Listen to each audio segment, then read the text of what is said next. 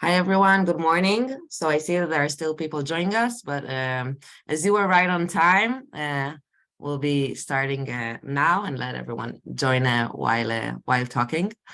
So I'm very excited to see you all here. My name is Sharon Goldberg. I'm from the Desert Tech community.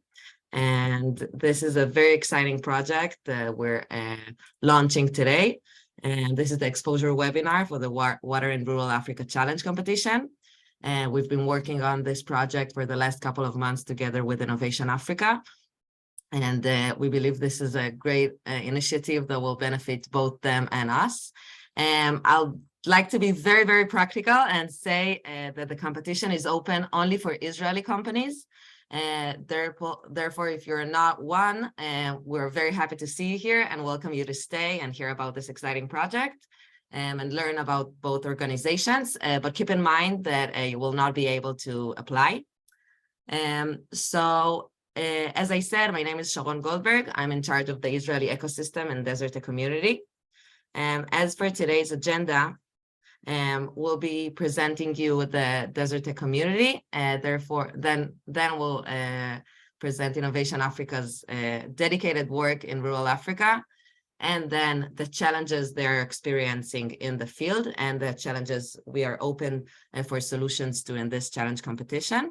Then we'll present the format of the challenge competition. And last but not least, we'll open the discussion for a Q&A for questions from you. So I'd like to ask you to keep all these questions and notes that you have till the end of the session. So at the Desert Tech community, we have 4 partners. It's a joint initiative of the Mirage Foundation Israel, Israel Innovation Institute, the Ben-Gurion University of the Negev, and the Ministry of Environmental Protection. We're a nonprofit joint initiative of all 4. I'll start by explaining why. So drylands are expanding. Currently, 45% of global land area is drylands, and this number is increasing from year to year. Due to the climate change we're experiencing in the world. So, for example, Spain is experiencing very severe droughts in the last couple of years. China is experiencing severe land degradation processes, and the Sahara is expanding. So Africa is also experiencing very severe desertification. So while we see this need in the world, the Negev we have here in Israel has been tackling desert challenges for the last decades using innovation. And we have a diverse ecosystem of bodies going all the way from research institutes, R&D centers, universities, accelerators, hubs, startups, all these in the Negev ecosystem, which offer unique connection between research and the field. So we see very high-tech technologies and the farmers at the field just a couple of kilometers away using one another, we can say. So this unique ecosystem can offer a solution to the global desertification challenges. So Desert Tech as a community has 3 goals. The first is to promote the development and commercialization of technologies tackling the desert challenges. The second is adapting the existing technologies to such climates, as we understand that these growing global markets are expanding, and there's a need for existing technologies to adapt themselves to these unique conditions. And the third is, while doing so, to position Beersheba and the Negev as a global hub for such technologies. So we sit in Beersheba, and we connect this area as a global hub for such technologies to the world. So we position ourselves in the center of the ecosystem between public sector, entrepreneurs, researchers, startups, NGOs, for example, and more. And on the first level, we create connections between them. We connect them to one another. And on the second level, we create opportunities, just as the one we're talking about today, to really make the entire ecosystem thrive. And while doing so, as I said, to position Israel and the Negev specifically as a global hub for such technologies. The way we define the sector, Desertec, we can say we invented a new word, is solutions to the four main global desert challenges of extreme climate, water scarcity and availability. So that's about the quality, the quantity and the quality and the availability of water we're talking about today.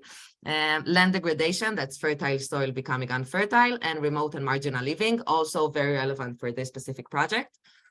Usually we find the solutions in four sectors: desert agriculture, water tech, renewable energy, and infrastructure. So we can see here the map of solutions that we define as Desertec.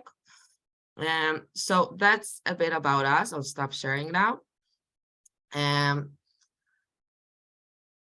From now on, we'll be hearing more about Innovation Africa's work to really learn about this incredible body operating in all Africa. So I'll be asking Sivan Yaari, CEO of Innovation Africa, where are you? Yay, spotlight. So we'd be happy to hear from you. Thank you. Sharon, thank you very much. Good morning to all of you and everyone at Desertec. I want to say that this is quite an exciting moment for Innovation Africa, because since I founded the organization 15 years ago, we always were able somehow to find solutions to most of our challenges. But we have come to a point where we really need your help. And as many of you know, the mission of Innovation Africa is to find Israeli companies and Israeli solutions in order to help the challenges that we're seeing in remote African villages. So I'm going to give you a quick presentation about who we are as a charity and what we have done in the past 15 years.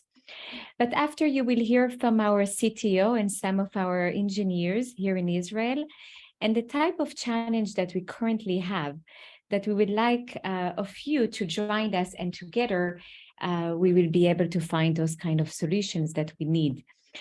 And what we have to present to you is not only a platform for you to try to develop something that is possibly to be market, but we could also help you afterward to promote and to be able to sell your product across Africa, because we are currently operating in 10 African countries and we are looking to expand.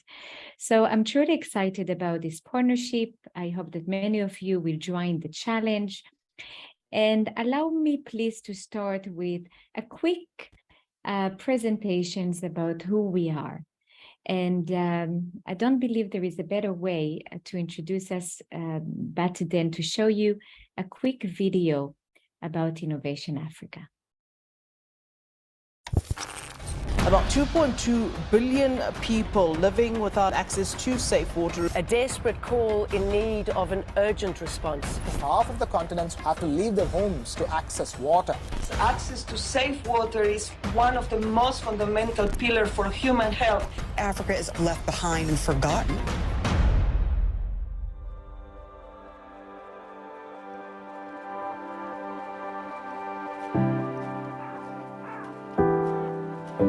The main challenge in Africa is the lack of energy. Because there is no energy, people are still suffering. Because there is no electricity in medical centers, there is no electricity in schools. But most importantly, because there is no energy, there is no access to clean water. And yet, the sun exists, the water exists, and with only a few solar panels, we can make a change. Innovation Africa is a non-profit organization with a very simple mission: to bring Israeli technologies to African villages. Since 2008, we have brought solar energy to power schools, medical centers, and most importantly, to pump water in rural African villages. Once we bring clean water to a village, everything changes. Children are going to school, now there is better education, less people are sick.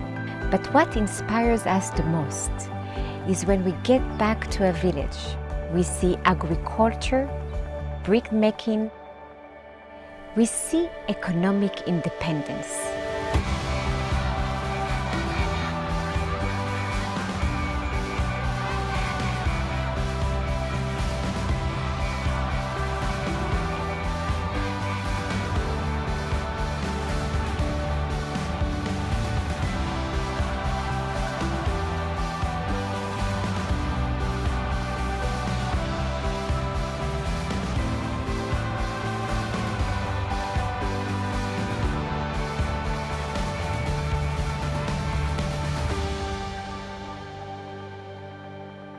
Energy is the key to break the cycle of poverty.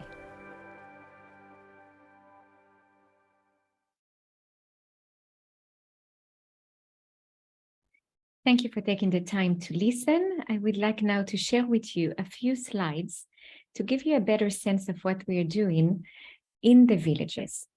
So as you probably understood, our mission is quite simple. Our mission is to bring Israeli technology, but mostly to bring light and to pump water in those remote villages.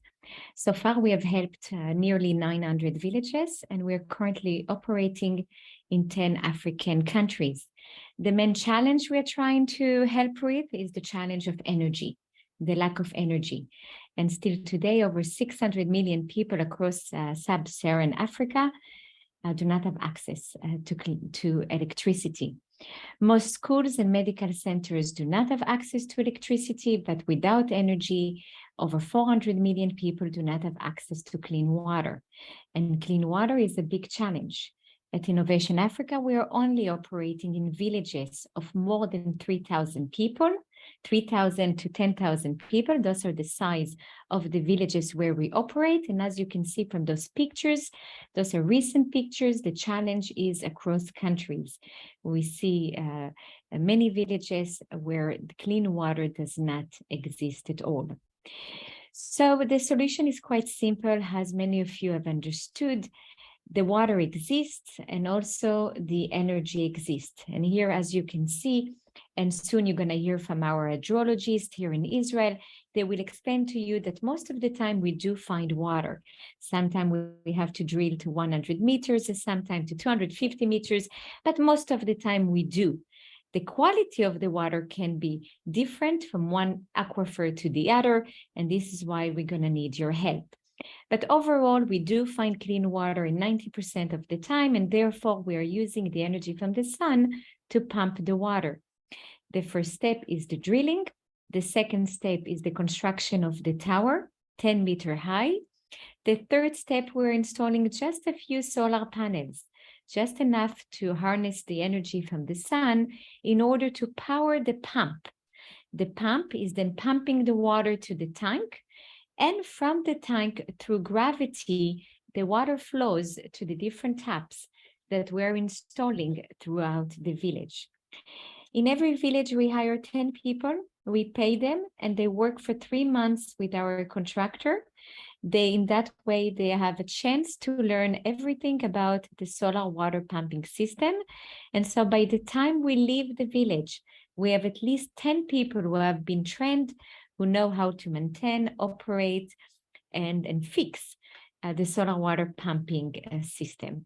We also are very proud that here in Israel, we have developed our UN awarded a remote monitoring system, which means that in any moment we know how much energy is being pumped, how much energy is being consumed, the water is being pumped.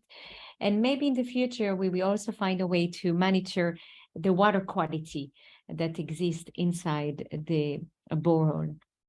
We have received many awards, and this is just one example of one project out of the 880 villages completed. You can see that each village has its own page, and as I told you, we're able to monitor the energy consumption and the water production for each one of them. There is also a satellite view of the village, which allows the donors to see where the tower has been constructed and where the taps are located. So I would like just to let you know that we have very proud that last year has been the most successful year. Last year, we have brought water and electricity to 241 villages. Here are some of the most recent pictures from last year. And this year, we are trying to do the same, if not more. We're hoping at least to reach 240 villages again. And of course, there is no limitation to the number of villages that we are seeing across the 10 African countries where we operate. As of now, we have helped about 4 million people. And the success is really thanks to our local team. So today you're going to meet some of our team here in Israel, but you should know that most of our team members are Africans and engineers. We have 15 civil engineers, software engineers, 16 electricians, 11 hydrologists, 19 water engineers, and 4 water quality specialists. And I am mentioned, most of them are in Africa, which means that in every office we have a team of engineers that are helping us to work with our local contractors. We have 40 local contractors who are helping us to finalize our projects. And here you can see some of the latest pictures and of course the names of the villages that we have recently helped over the past years. I want really to conclude by telling you that the cost is about $65,000 to bring water to an entire village. And about $10,000 of it has to do with the drilling. So when we do not find water that is good for human consumption, it's a challenge. We have to redrill and we have to get more money. And therefore, this is why your help in helping us to find a solution in order to purify the water will be quite important.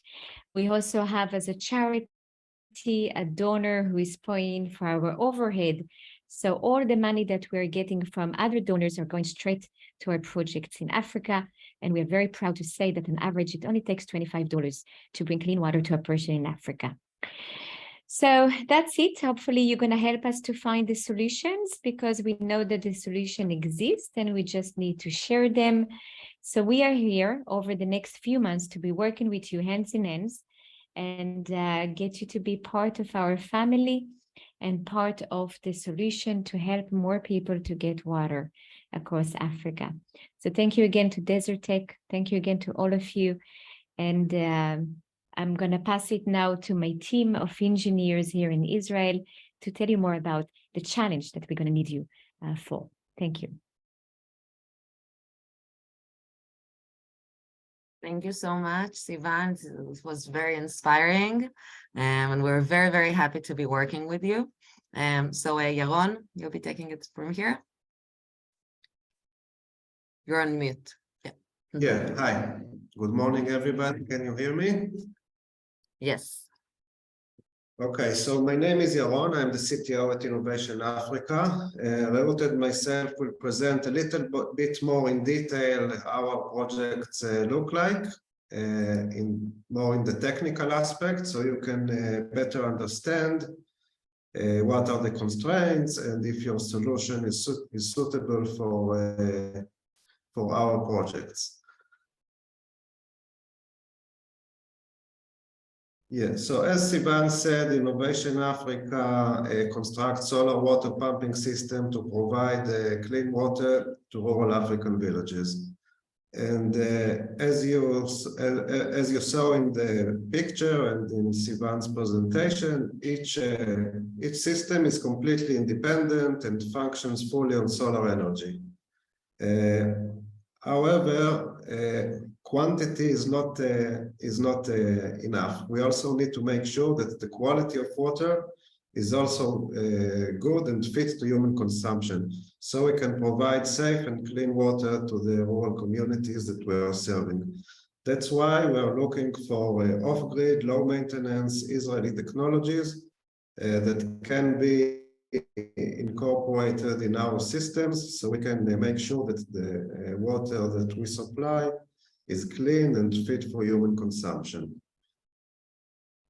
So a little bit, some technical details of how our projects look like. Here we have a scheme of a typical project of Innovation Africa. Here below we can see the borehole that we drill. Inside the borehole we install the solar pump. The solar pump is powered by the solar panels that you can see here mounted on top of the tower that we construct. But before we construct the tower, once we complete the drilling, we take a water sample to the lab to make sure that the water fits human consumption. Only if the water fits human consumption, then we start the construction of the tower and the entire system, including the taps that are distributed within the village. Sometimes the water quality is very close to the allowed limit, and sometimes it's above the limit. So as Sivan said, we are forced to drill another borehole, and it costs a lot of money, which is a very crucial resource in our project. And sometimes we would like, because the water quality parameters are very close to the limit, we would like to closely monitor, and if necessary, we would like to treat it. It can be chemical parameter, it can be microbiological parameter, it can be also salinity. So soon we will explain a little bit more about all of these challenges. But first, let me explain, give you some more details about how our project looks like.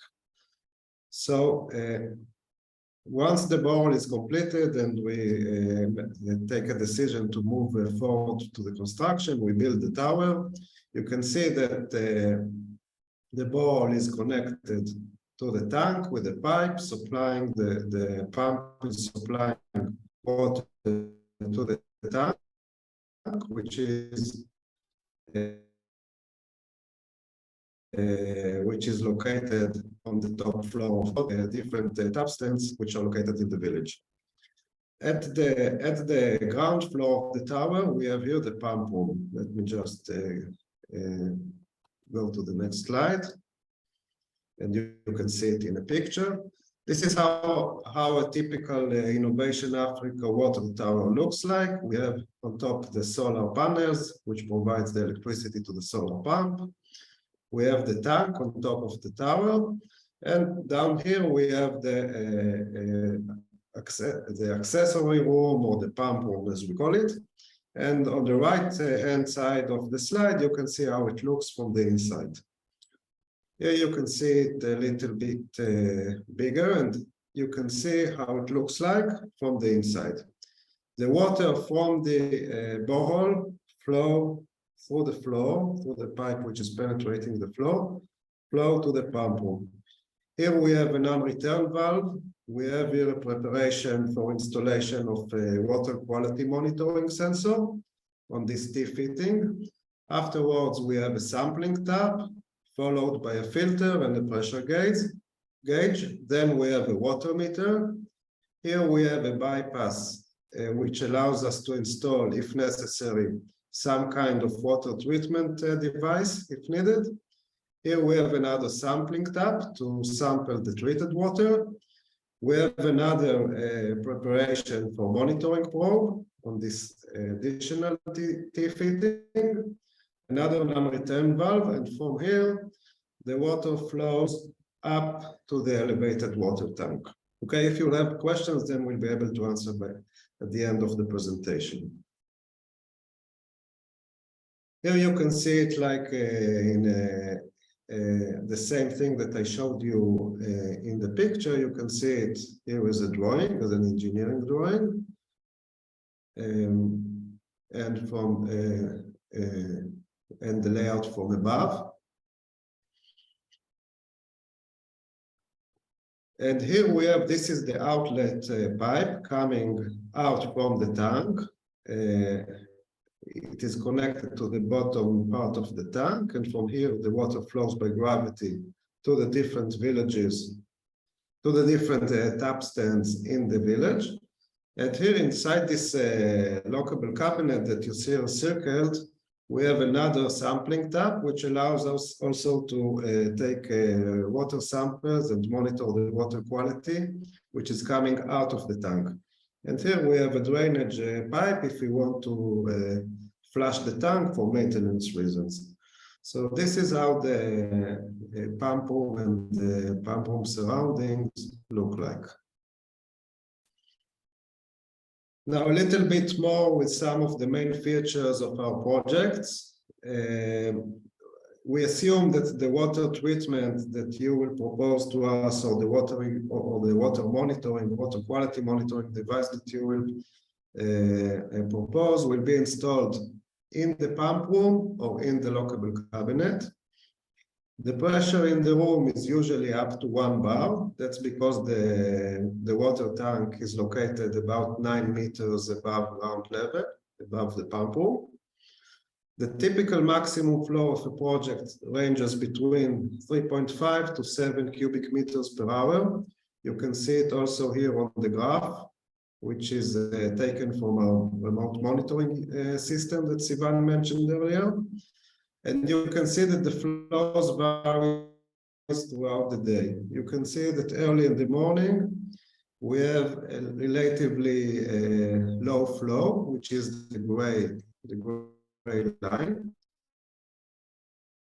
We have relatively low flow rate, and the yellow, you see that it matches. The flow and the energy matches, and they have the same pattern. Towards noon, we have the most powerful solar radiation from the sun. So this is when we can get the maximum flow rate and the maximum energy production. Here you can see that it's about 3.5 cubic meters per hour. And towards the evening, the flow rate and the energy consumption reduces because we get less sun radiation while the sun is setting. So this is a typical curve of how flow rate in a solar water pumping system works. We can make it more rectangular. It doesn't have to be in that shape. It can be more like a stable flow rate and stable energy production if we add some more solar panels. But this is the typical shape of a solar water pumping system curve. What you can see also that everything in most of our projects, everything can be monitored remotely through the internet, through our mobile application. We can access to each project and see, like in real time, how much water we produced each day and how much energy we consumed each day. So it will be not a problem if we would like to connect, let's say, if we want to monitor some kind of water quality parameter, we can also connect it to this remote monitoring system and the water quality parameter that we meter. Okay, so now I will let Reut, our water quality specialist, to introduce you to the challenge. Hi, everyone. Thank you very much, Yaron. So we are going to talk today. I'm going to present you our challenge, when we will focus on 3 main topics that are related to water quality parameters. And as Sivan said, while most of our projects have good quality water, we do want to tackle the ones that doesn't, and to ensure that rural villages will get good quality water. So the challenge will focus mainly on continuous water quality monitoring, water disinfection and treatment solution, and brackish groundwater desalination. And more specifically, we would, like Yaron said, ideally, when we identify places that the concentration of different water quality parameters are on the limit or above the limit, we would like to have a real-time monitoring, detecting these problems and to have a real-time solution as well, that if it will be ideally connected to our monitoring unit, we will be able to extract data real-time and have this knowledge with us on real-time. Some of our projects facing microbiological contamination and chemical iron and manganese and nitrate and fluoride for different reasons. And we're looking for solution to either disinfect the microbiological contamination or to treat the chemical contamination. We have another challenge in other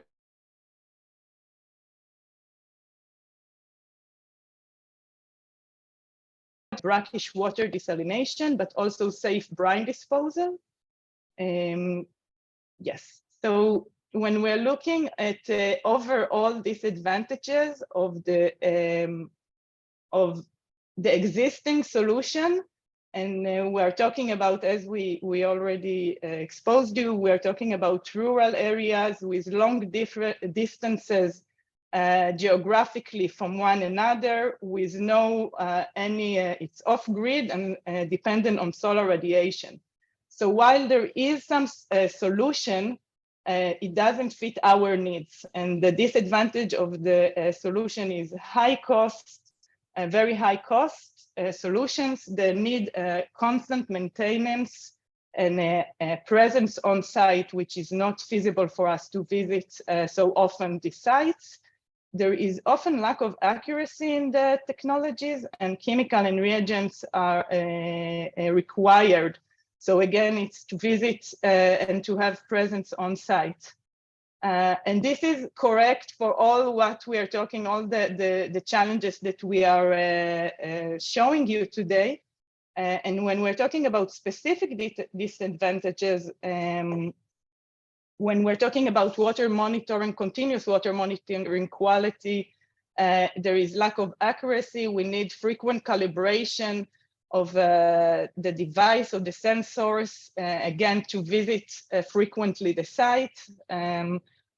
The solution for water treatment and disinfection is usually complicated, multi-stages treatment that needs a lot of manpower, and brackish water desalination is, again, the solution are complicated, multi-stages treatment. They have very high energy demand, and we have the problem of brine disposal that we need to find a solution to. So when and I want to tell you, if you have something in your mind and it doesn't fit exactly our needs, we will try to do the adjustment. And so if you don't see yourself exactly fit to our needs, be sure that we try, and we will see how we can do the adjustment. But the overall and most important criteria for this challenge is that to help us operate from far away in many places. So we need minimum maintenance, minimum chemical requirements, and minimum intervention and presence on site. And obviously, the solution should have a minimum energy consumption and low cost and easy to install. And with that, I wish someone have all this great one solution for these challenges we're facing. I'm very happy to have you with questions if you have any questions, or we're here happy to have your questions. Thank you for your attention. So thank you, Re'ut. Thank you very much. This was very interesting and very detailed, but yet very conscious of our time. So thank you for that. Now I'll present the structure of the competition, and then we'll open it up for questions. So bear with me for 5 more minutes, and then you can ask all you want. So we've been working on this challenge competition for the last couple of months with Innovation Africa. We were working on identifying the challenges that Re'ut just explain to us about, and about the structure of the competition. So as Reut said, it's very important for us to have you with us, even if your solution doesn't fit exactly to all of the criterions we mentioned. So even if you have a solution in mind and it's not exactly what we asked for, stay with us and maybe we can work on something. The structure of the competition is just for that. So today we're launching the competition. Up until the February 28th, you can apply. And then on March 5th, we'll announce who the finalists are. And then we'll have a month for mentorship. After which we'll have the final event at the Innovation Africa's headquarters, and then we'll announce who the winner is, who will get a sponsored pilot at one of Innovation Africa's installations. So as for the mentorship, which is an important part, I'm sorry, whoop, other side. Here. So as for the mentorship, it's an important part of the competition. We'll connect you with mentors from Innovation Africa who have been working in the field and know exactly how it looks like, how the installations looks like there. And so we can learn better about the exact situation in the field. You can understand what barriers your technology might have, and then adapt your solution to the African market and rural areas in general. And this is an important part, one, because it opens this challenge to solutions that might have not been able to solve beforehand. And now this challenge competition can really open this collaboration. And the second thing is that even if you don't win the competition, you can really get a lot of benefit out of the mentorship progress, because you will be able to really adapt your solution to other markets you've not been working in up until now. Our mentors who are here with us are Tara, Reut, Shai, Dalia, Tal, Emily, Gil, and Ben. Thank you very much for this. This is a really great opportunity for the companies, and we really appreciate it. The judges of the competition are Yaron, Sivan, and Meir. So thank you too. And be nice to them. No, okay. They'll be the judges identifying the companies that really have the specific solutions right for them. And now I'd like to open for questions. So I'll stop sharing. And if you have a question, please raise your hand and we'll give you an option too. We'll unmute you.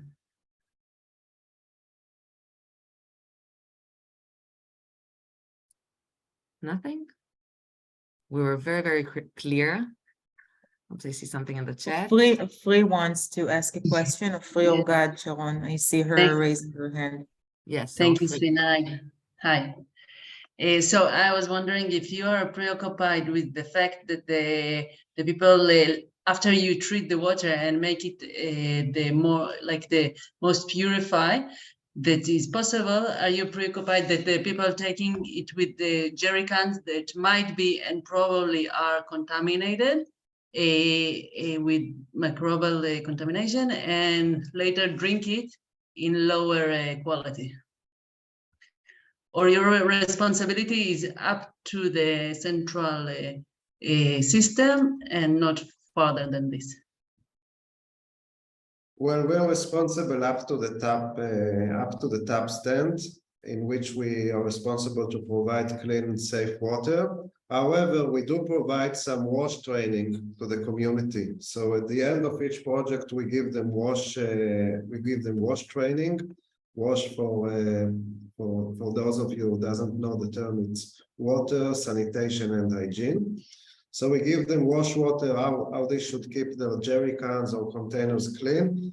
And in some projects in which we provide the chlorination, so of course we have the effect of the residual chlorine, which can also disinfect the jerry cans and the containers they're using.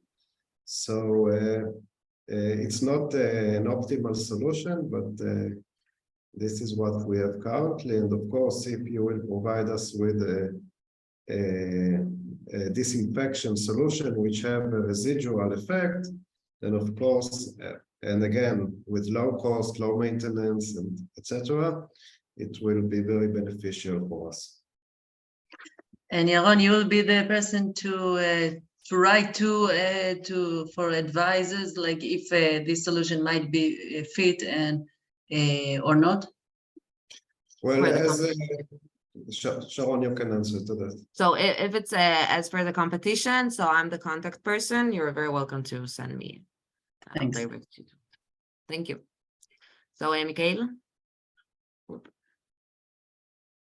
I see you wanted to ask a question.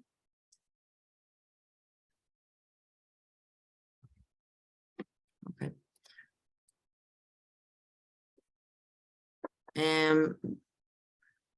Jane, I see that you asked if you can submit in French language. As we said, the competition is open solely for Israeli-based companies. So you can submit in French, but you'll have to be an Israeli company. So that's for your question.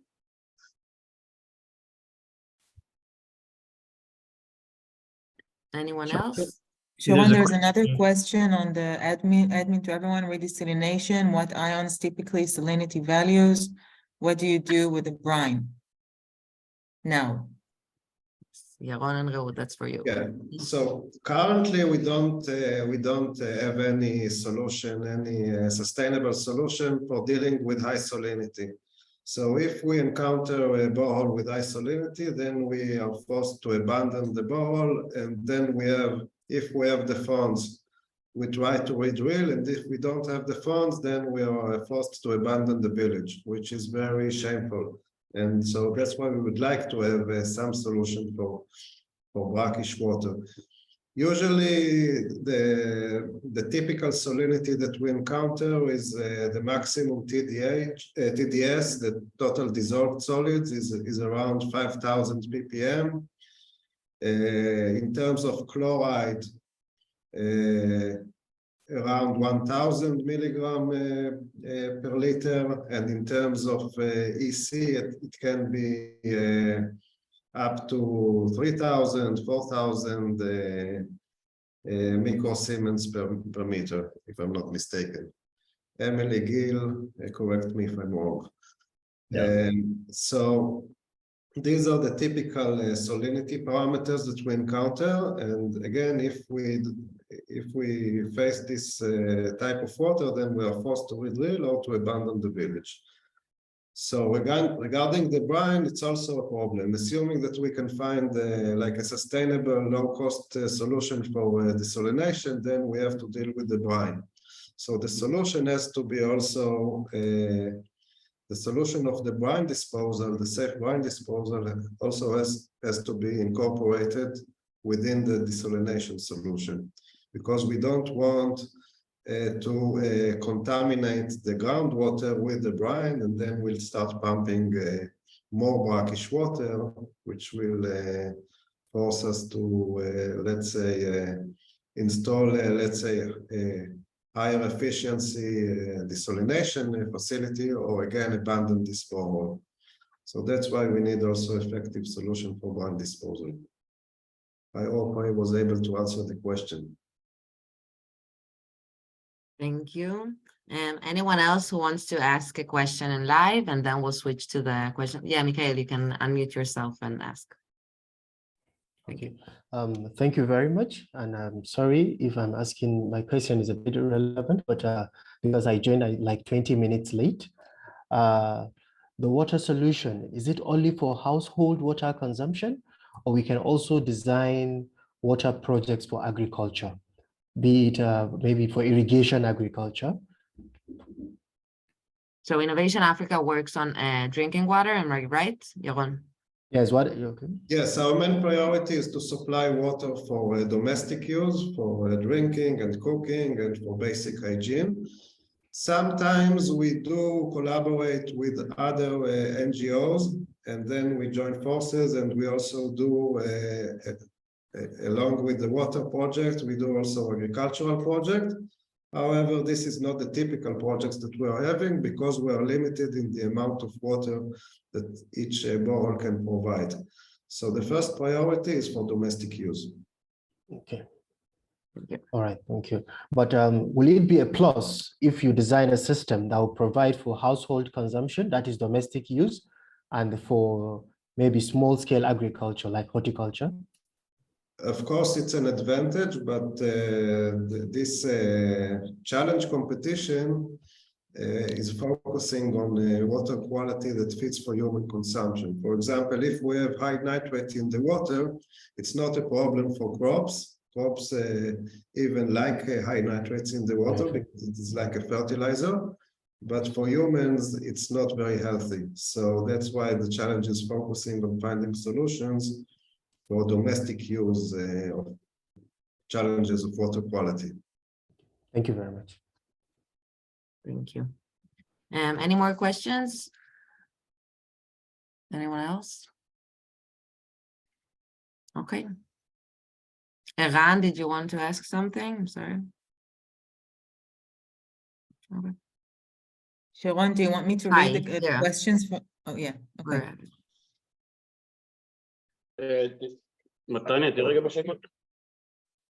Hi everyone. Sorry, I might have a bad signal. I'm calling from Ukraine. We're having electricity power outs, so this is cellular connection. My question is, how often is your microbiological threshold being passed in the underground water? And is chlorine readily available, hypochlorite? And how do you usually go around disinfection? Yep. So it's not very often that we encounter microbiological contamination, but in some of our projects, especially in the more populated areas which are more prone to contamination from external contamination, it can be from human activity and it can be from livestock. So let's say it is more common in some of the countries that we are operating in, let's say in Uganda and South Africa. And then it can be like 10 to 20% of our projects that we encounter this problem. Currently, we don't have like a very good solution. We are piloting a solution with chlorine, which is called inline chlorination, which is a very simple device with chlorine tablets inside. And once it comes with contact in the water, the chlorine dissolves within the water. The main challenge with this solution is the chlorine concentration. It's hard to control the chlorine concentration, and sometimes if the concentration is too high, then we have a problem of taste, of smell, and the community is not accepting the water. And then they prefer to use other sources of water, which may be more tastier, without the chlorine taste effect, but usually it's less safer.